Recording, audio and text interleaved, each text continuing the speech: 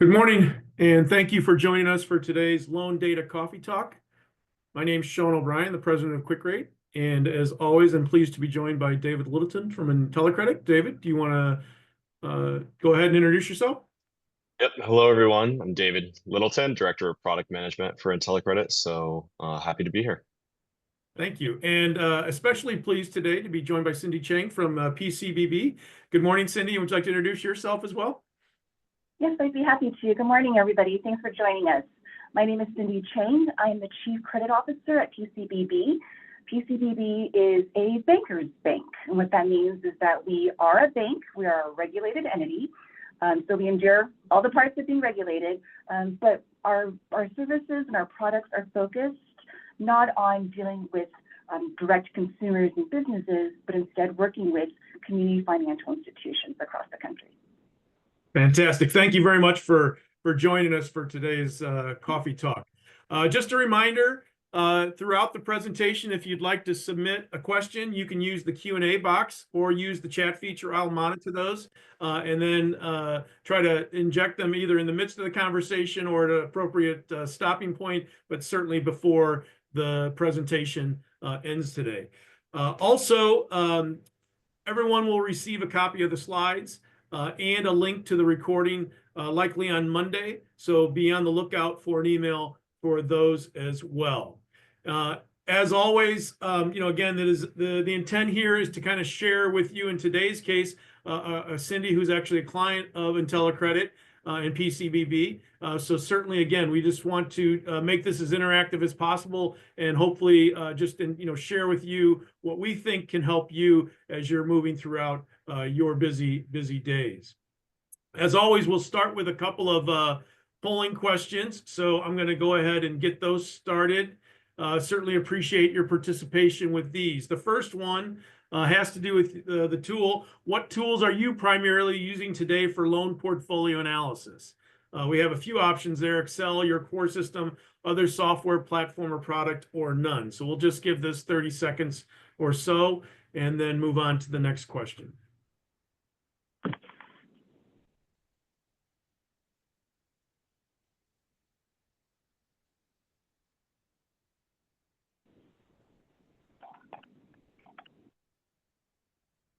Okay, thank you very much for answering on that one. We'll end that and share the results.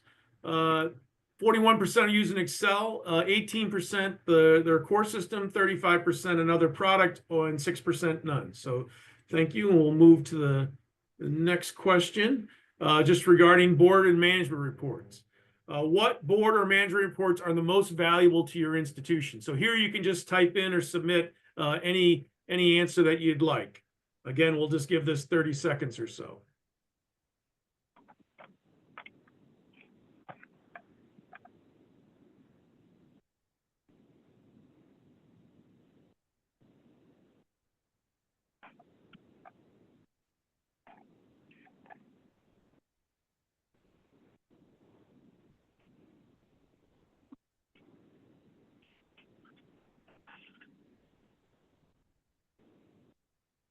Okay, thank you very much for participating there. And then the final question we have today, just on reporting challenges. What would you like to report on today but find challenging?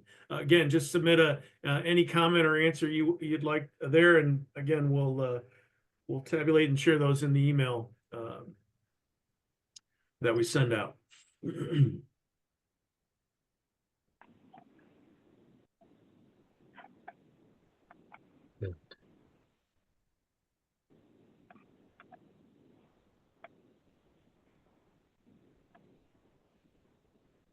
All right. Thank you all very much. All right, let's move on. So at this point, I'm going to turn the presentation over to David, and he's going to talk to you a little bit about just a refresher on the analyzer. David, you can go ahead and I'll stop sharing if you want to take the screen. Thank you very much, Sean. Okay. All right. Good morning, everyone. Big thank you to Cindy for joining. She's all the way in California, so it was nice and bright and early on her side of the country. I'm on the East Coast, so 11 a.m. here. But Yeah, so Cindy and PCBB are really the star of the show today. What we're trying to demonstrate and cultivate today is really a case study around loan data and loan reporting and analytics and management of the loan portfolio as it pertains to Cindy and PCBB. So the first slide here I have is just a simple slide that we always use to really set the stage with IntelliCredit. And that is just that getting started and getting up and running on the tool is very, very easy, which we find is a big differentiator in the industry and in the financial technology space. And so we just get your data, we map it into our tool, have a training session, and that's really it to get up and running. And from there, we have additional training available and so forth to become more advanced. But to get up and running, it's very, very simple. Now, as far as PCBB and IntelliCredit go, PCBB started with IntelliCredit in 2024. And in a moment, we'll share screen, and we loaded some dummy, fictitious, anonymized data into some of PCB's reports that they've built and that they utilize for their portfolio that we'll show in a moment. But all of the data that they used merged multiple sources of data. So the primary core system file with additional fields and custom fields, as well as a separate file which had debt service coverage and LTVs and so forth. And we were able to merge those together in IntelliCredit so that they're available in the same database, seamlessly integrated and available for reporting purposes. And the process for PCBB getting up and running really leveraged portfolio and data expertise from multiple individuals such as Cindy and other individuals at PCBB. And that really created an environment in IntelliCredit that permitted all of this. And again, we'll show all of that in just a moment. But and PCB started by mirroring existing reports, but they were also able to leverage a few new reports and even integrate things that maybe they weren't doing in the past by having access to the data and having a tool that makes it easy to manipulate the data. And so I have here data access, and an easy to use tool means effective reporting. So throughout this coffee talk, please feel more than comfortable to ask questions of Cindy, of myself, and we'll respond those as we go through. The objective here is to be very conversational and, really just a show and tell to, see and show the audience what a peer institution is using for the portfolio reporting purposes. Now, Cindy, I guess we didn't discuss this. I was going to cover this slide, but do you want to, were you planning to cover this slide? Well, you can jump in and I'll follow right after. How's that? Yeah. Okay, so yeah, PCBB has a national footprint, obviously primarily focused in California, but they really do have a national footprint that we'll show in some of the reporting. And Cindy spoke to this a little bit, but their driving business goal is to keep community institution cohorts thriving. And I'll let you take it from there. I think that you're going to be more effective in interviews. Yeah, absolutely. Because we have a national footprint, we have all sorts of data points that we are looking for. One of the big reasons why we decided to initially engage with IntelliCredit is, much like I'm sure most of our attendees here, we have this information. We do this day in and day out. But as we're feeling that, we're moving in an environment where everybody wants more faster. And this is across our institution. We're looking at building efficiencies. Where can we utilize tools that make sense for us? And that's how we started working with IntelliCredit. We do have these things, these tools in place, but how can we make it faster, more efficient? And what I describe as, drive our people less crazy. Because probably same as us and all of us, there's probably a very short window of time that everybody wants everything. And so we were really trying to solve for that piece, and that's what brought us together with Sean and David and the rest of the IntelliCredit team, building efficiencies. And I will speak to the last point, like to your point, we didn't coordinate on this, but one of the big things that we did like very much about IntelliCredit is that they're very responsive. PCBB, we are really, we think of ourselves and we really build a culture around innovation, keep thinking, keep growing. So one thing that did vibe well with us is that IntelliCredit is also doing the same. I would send the team emails, send David an email saying, hey, wouldn't it be great if your tool had this feature? And I would get a response back, oh yes, we have it, or yep, it's coming next month. So that's the kind of partner that we appreciate. Thank you. I mentioned a couple of, oh, sorry, I was gonna write it, already, is that, you know, why did we look into this tool? Don't we already do these things? Of course we do. But partly is to have it faster, to have more people have access to the information. That's another thing. Once you build a standard report, IntelliCredit is kind enough to push those credits or to push those reports out to the team. So it's in your email. That's in PDF format. And one of the things that we did notice also is that while we have a lot of information, because the time window that we're trying to get it all together is pretty short, you know, it doesn't allow for as much time to review and talk through the information. And that's something that we, you know, is more and more valuable right now. So that's another reason on the emerging concentrations, to be able to see things over time. And again, a key part of it is not drive your ops team crazy to do that. The last piece there on the bottom left, we found also ways to use a tool that maybe IntelliCredit didn't even know could be used. And so that's something that we were able to build out together. Mm-hmm. That's true for the pledge reporting. We'll show that, yeah. We'll get there, yeah. Okay, so from here, I can pivot over to the IntelliCredit platform here. So this is PCBB's actual environment again, and a lot of these reports were built fully custom, but all of the data that's loaded in here is anonymized / fictitious, and you'll see the reference date is 4/30/2026, which obviously does not exist in just yet. So just to orient a little bit before we start jumping around everywhere. So the primary report visuals will be in this area here. And I know in the audience today, we have a healthy mix of both existing clients, which would be familiar with these things, as well as individuals who are not currently users of IntelliCredit.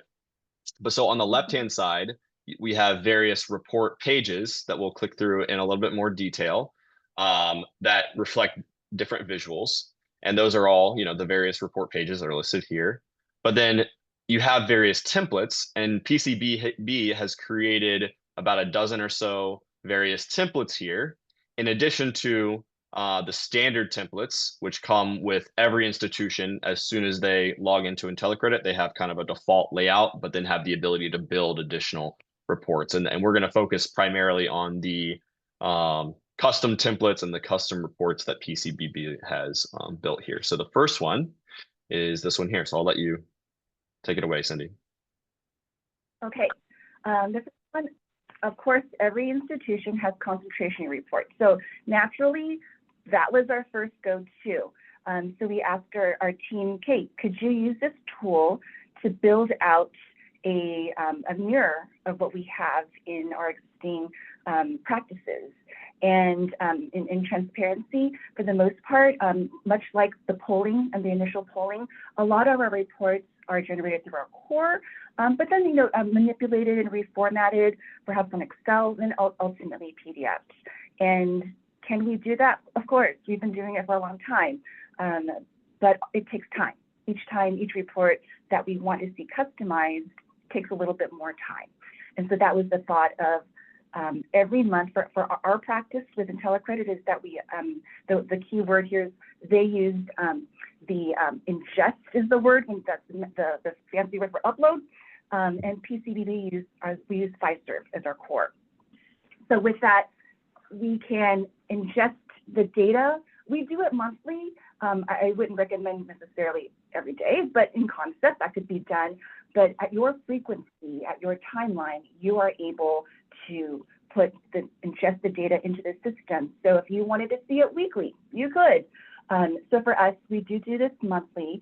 For our quarterly concentration reporting, this is now migrated to a more frequent viewing ability. So we really appreciate that. And keep going. So concentration report on the top side, back to that one. On the top side, we just decided to mirror our FFIEC code. But on the bottom a little bit, if you scroll down just a little bit, David, you can see that it is able to break it down into a little bit more granularity. And again, all these pieces of data on one report may not be significantly meaningful, but over time, and that's what we're trying to develop better and stronger practices. Over time, there might be trends and important pieces of information that arise from that, but being able to see it is the first starting point. You can go to the next one. David. This is an example. Oh, sorry, Sean?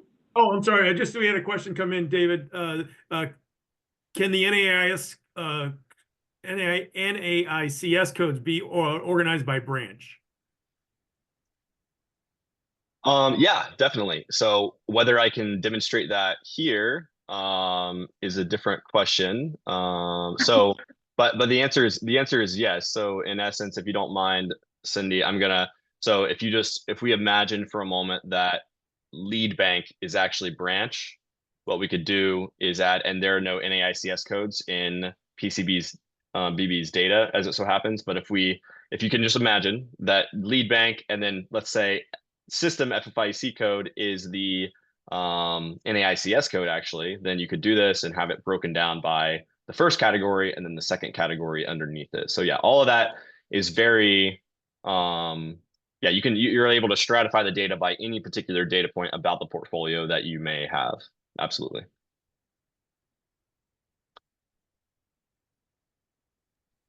Thanks. Sorry about that. Go ahead. No worries. So the next one. Yeah.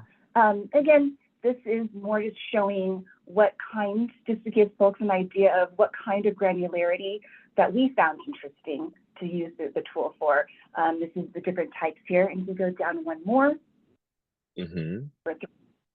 So this is now at the loan level data. So certainly just to demonstrate what we find interesting, it's the group data points and trends, but also you can click into various hyperlinks or just build the report to show the individual loan level information. So all of that is generated as part of our overall concentration reporting. So we do like the part where it is summarized, but then also detailed as well. Mm-hmm. Template? Here. DSCRs, yes. So another part of running a bank is constantly reviewing your loans. And so one of the reports that we built out here is we call it the DSCR report. And kind of in the middle of the page there, you can start to see that there. This is the DSCR. And for us, we programmed it to DSCR dates, and LTV. And the way we utilize this is when an annual review is completed and reviewed, we're able to put that data into the software program here, the platform. And then any of our users who can come in and we don't need to do it here because I don't know if we have all the data, but if you sort by the DSCR date, what I tell our team is, so today is May 2025. We're starting or have already been getting financial particulars for 2024. What I've been telling our team is sort through that. You can just hit a button, it'll sort oldest to newest, newest to oldest, and you can see if any of those loans don't say 12/31/2024 or sooner as the as of date, please do the review, or we're waiting for the financials, to be fair. But that's a tool that we can use. And I didn't make another dummy copy here, but you can also filter. So if someone says, well, how many reviews do you guys have done for 2024? That's an easy look. I don't have to ask someone to pull a report for me. I just come here and take a look. And that's constantly something that we want to be able to share with our executive management. Mm-hmm. And do I save that? And for me, yes, I do save that. The DSCR, so that is also you could have it every month if that's what you wanted to do. We do that. And one of the cool things again is to be able to, when all the data is in one place and it's manipulatable, you can start to see trends that otherwise would be very challenging to see. So that's something that we like. Mm-hmm. Next one. Okay, I think we need template. I'm sorry for the weird template names. We're still building all things out. With that, let's see. The first one we have here is the buy loan product. So I really like this report. And because this is dummy data, we only created 2 sets of data. So you can see 4/30/2026, 3/31. When we use it in real life, I like to go out at least 5 months. You could choose quarterly, however much data you have in the platform. But really, when we pull this report, it's at least 5 periods, which allows for a better view of what's happening month over month. Or again, you could choose a longer horizon. One thing that I think a lot of us are kind of keeping an eye on is what's going on with interest rates and how that affects your portfolio. So fortunately, that's not our true data, but fortunately we've been doing okay on the interest rate fluctuation, but that's something that I would think that as executive management, something to keep an eye on, and how you may or may not need to change, if possible, your strategy and approach in lending as a result of what you're able to notice. You can go to the next one. Okay. CRE subcategories. All right, so I really like this one too. And what this one is you can see that this is, I called it the heading of CRE subcategories plus multifamily. Again, you can make whatever you want of it. I wanted to see it this way because this is all of our so-called commercial real estate. If you make the definition a little bit expanded to include multifamily. And in particular, it shows, the count, the RBC, but the column that's just to the left of the line right there, PCBB max guidelines, again, those may or may not be real.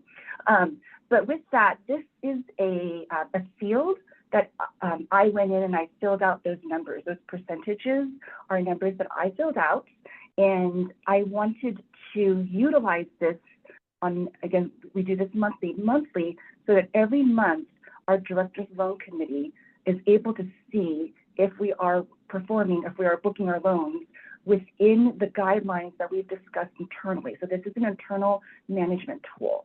And just for clarity, this is, we're certainly able to change those, but I wanted to, I made I think a fake example. Did I make a fake example? So for example, multifamily dwelling, it says here at 33%, if the policy were 25%, that would be a note. So this is the kind of information that all of us, we all have it. It's how expedient is it? How readily available is it? Who can access it? So in this way, by building these standard reports, there is higher accountability for, I was going to say for better or for worse, but it's for better. So that's a big piece for us too, and that's something that we're able to implement readily without having our analysts go through every subtotal, all the different categories, sort them out this way. So it increases accountability for us. I'm sorry, I'm going to pause 1 second and just check the question. I was just going to jump in with a couple of questions that we had come in on the chat. The first one is on the flat file upload. David, is that stored on our portal for archival purposes, so you can go back and pull reports by a specific historical date? Mm-hmm. Absolutely, yeah. So right now you can see the data set date that's being referenced is in the header, and at any point you can always open this up and reference a different as of date in the portfolio just by clicking on a button. So I can go to 3/31/26 and then pivot back to 4/30/26. Very easy. Mm-hmm. Great. And then the second one was for Cindy. The question came in, Cindy, if you could just perhaps provide an overview of your credit underwriting and administration structure at PCBB. Sure. So I mentioned for anyone who joined late, I am the Chief Credit Officer at PCBB. Our general, or at a high level, our credit structure is that we have myself, we have a Senior Credit Administrator, so he is the person who does a lot of the evaluation and the ongoing monitoring of the individual loans. We also have a team of loan officers and a team of analysts. And of course, we have our loan operations team as well. And then as a kind of reporting up direction, as a subset of our board, we have a director's loan committee. And those individuals are part of our board, and they work directly with the lending team, very hands-on with certain, for example, certain loan approvals, certainly elements such as loan policy, guideline setting. If we have any product innovation, that will certainly go through not only our senior management, executive management, but also our director's loan committee. And then further on above that, of course, is our full board. Great, thank you. Thanks, Sean. Okay, and you have the next page up too. Again, one of the big things for us, for everybody, is your top borrowers. And there's so many reasons why folks want to see their top borrowers. Of course, exposure, that's a clear one. But also, how are we doing, on the rates? How many loans do we have with them? And that's something that I think more and more is being asked of institutions, asked of loan officers. How are we best positioning these relationships? Okay, we can go to the next one. So this is a fun one, I think. Earlier I mentioned there's that report that showed the weighted average interest rate of the certain loan categories, and also as a portfolio, something everyone is should be keeping an eye on. So with this report, at a high level, there's a fixed and then variable categories. But then when you click in, as David did, into that, each of those, you can see the different, again, you can format it, structure it the way you wish. We have it this way to see the different types of loans that are in there. You could continue to drill down more and to see how each category is there you go, yep, if that's what you wish to do. But again, at a high level, even to be aware of how much your portfolio is fixed versus floating, that's a worthwhile data point to keep an eye on, especially in an environment where rates are a little bit more fluctuating. Mm-hmm. And you have it's a similar format, but a different subset of loans beneath, correct? Right. And so for PCBB, and like many community financial institutions, our largest loan type cohort would be real estate. So that's something that I wanted to see separately as well. And this one, maturity. So the top is an aggregate, but if you scroll down, there are the individual cohorts. So who's matured and what's going on, and are there loans that are coming into maturity in the near future?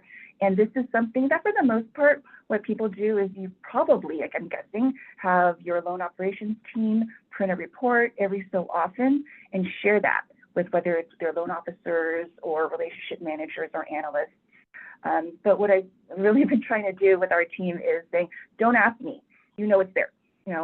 And so they get this report. You can further, if you wish, you can certainly focus it just on a single area, a single state, a single loan officer, however you wish to structure it, and have that automatically delivered into that person's inbox.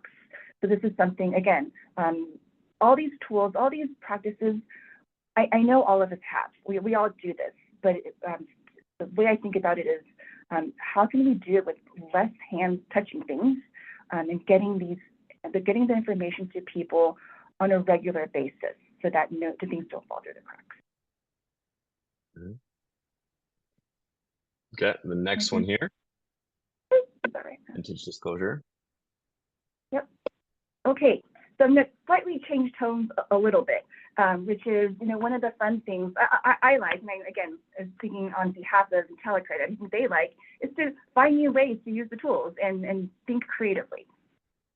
So with that, what you're seeing here and again, unless you're in finance, you may not be that interested. However, I thought it was still cool, is that it's a vintage disclosure, and I called it for finance, as you can see, is something that for institutions, I think it might be above $1 billion, but I'm not an accountant, so don't quote me. But there is a required disclosure for financial statements, and it does require, as you can see there, again, this is dummy data, so it's not all correct, but what you need to do in this example is to show all the loans in a certain category, so in this case, multifamily, for example, show the vintage date of the loans, and then break it down by risk rating.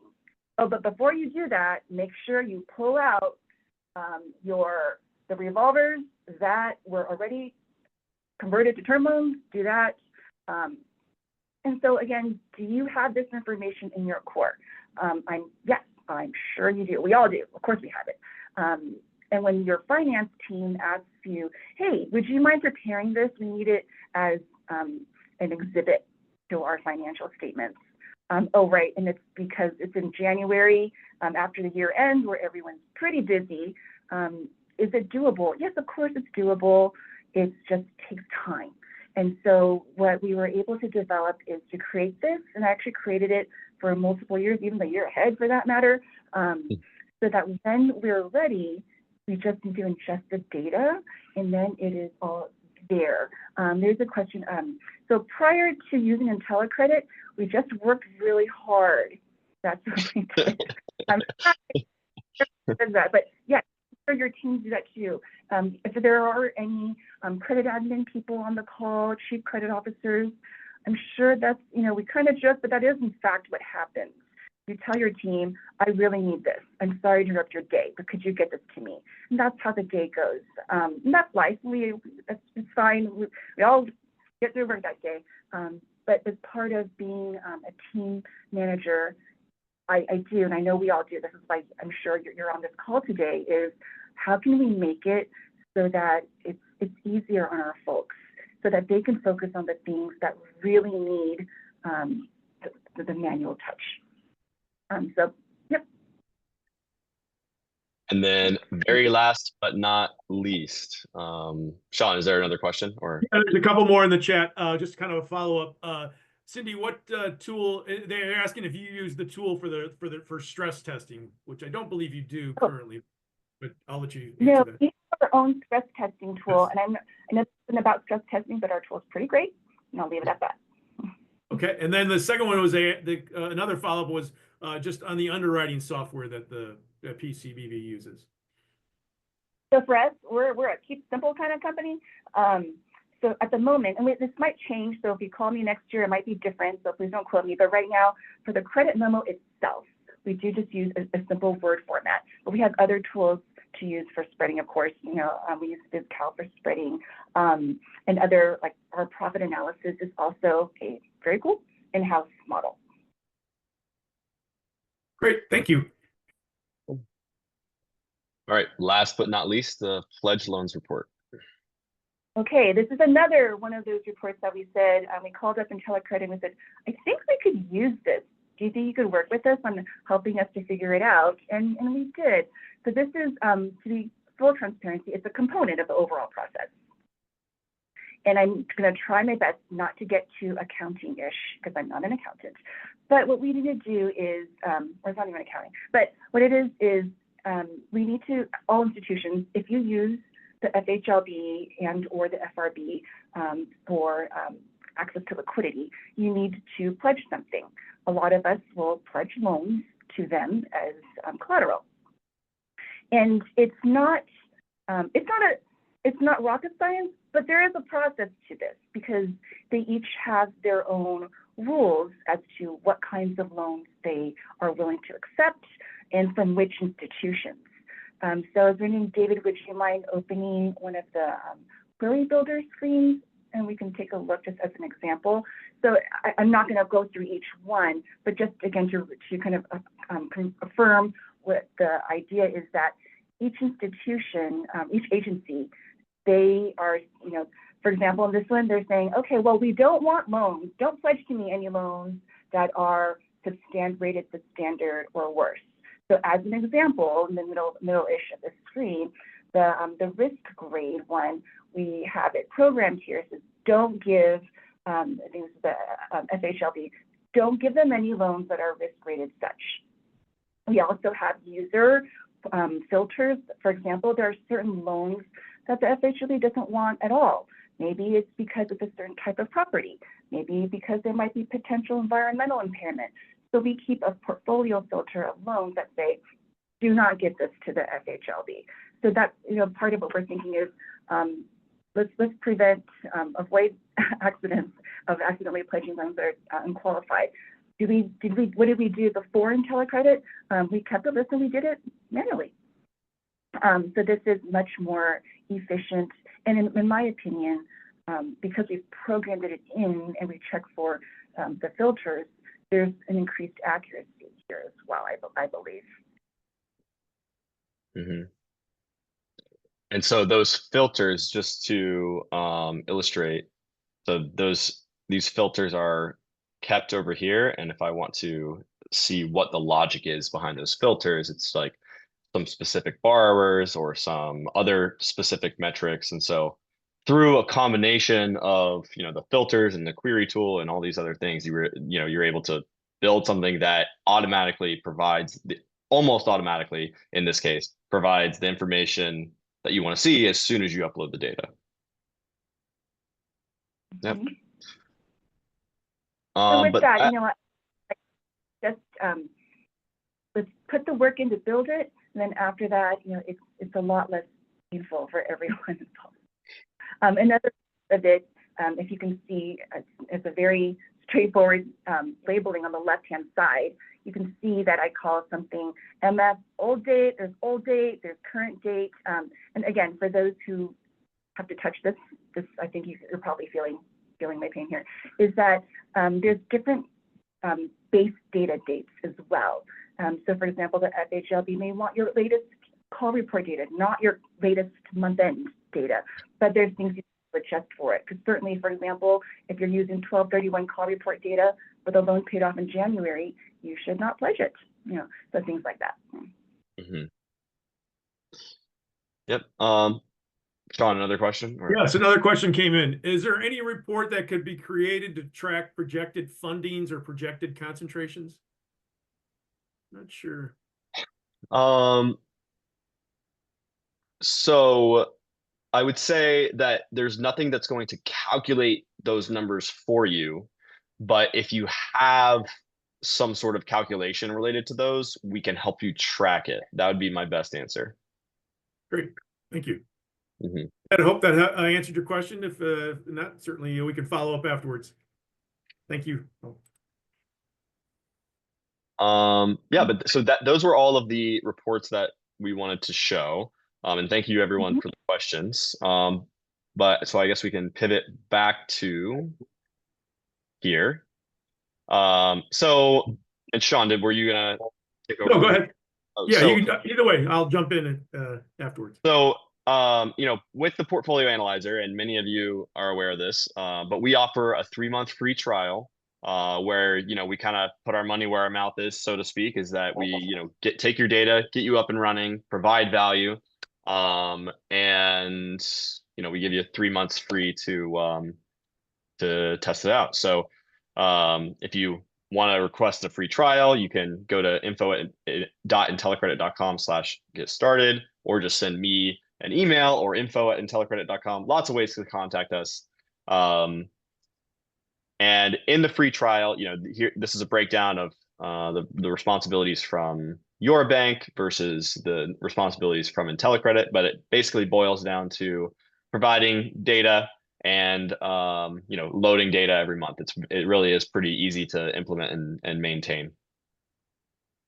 But yeah, plenty of questions have already been asked, but if you have any further questions of Cindy in particular or about anything else, feel more than free to ask as we wrap up here. And a little bit of a summary of IntelliCredit's total offerings here is today we obviously focused on the portfolio analyzer, the portfolio analytics here, but IntelliCredit also offers loan review and annual review software solutions, as well as loan review as a third-party service, which we, if anyone is interested in any of those other items, we are happy to discuss those as well. And we did have a couple of additional questions come in. One, David, if and Tom, we can certainly follow up with you afterwards just on how we price IntelliCredit. And then secondly, there's a question for Cindy if she would be available for an offline discussion, if you'd be interested in that as well. Yes, I'd be happy to. I'm always interested in exploring new ideas. Great. Okay. Go ahead.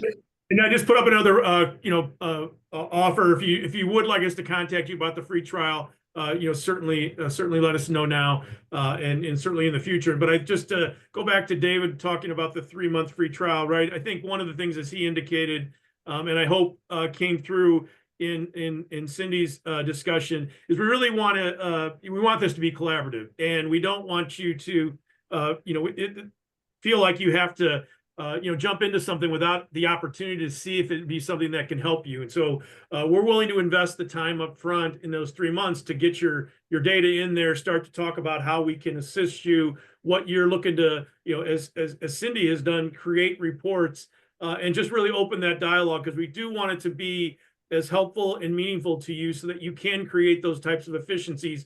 But we recognize that that doesn't happen overnight. So we just want to, again, kind of, make the first step to offer that, because we do really want to aid you in that development process. Okay, I don't see any additional questions. We will be back in June with a coffee talk for loan review best practices. Again, we'll have some bankers discuss this. Again, any final questions, go ahead and submit those now. A huge thank you to Cindy for not only working with us, but also joining us today. We really appreciate the partnership. Thank you all for joining us. David and Cindy, any final words before we let everyone have their Friday? No, just again, yeah. You go ahead. Sorry. Thank you everyone for joining. Enjoy your Friday. Yes. Yeah. Very much. Thank you, Cindy. That was fantastic. And yeah, looking forward to hearing from people. Great. Again, thanks again, Cindy, for getting up early on a Friday and joining us today. Thanks to all of you for joining us. Look for the email on Monday with a link to the recording and a copy of the slides, and certainly reach out to us with any additional questions you might have. Have a great day. Have a great weekend, and we'll look forward to speaking with you soon. Bye now.